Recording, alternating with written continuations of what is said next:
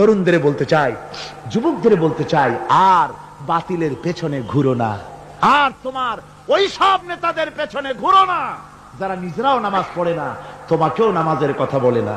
ওরা নিজেরা মিথ্যা কথা কয়, তোমরা টের পাও না? কি বলেন, টের পাওয়া যায় না?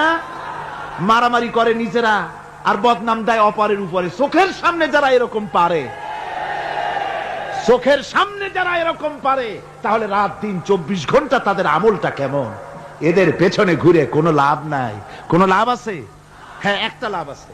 সেই লাভটা হচ্ছে টাটকা কিছু সুখ পেতে পারো, কিছু মদের টাকা, কিছু হোটেলের টাকা, কিছু পরের মেয়ে নিয়ে ঘোরার টাকা, কিছু ভ্রমণের টাকা, কিছু অস্ত্রপাতি, কিছু ত্রাস সৃষ্টি করা।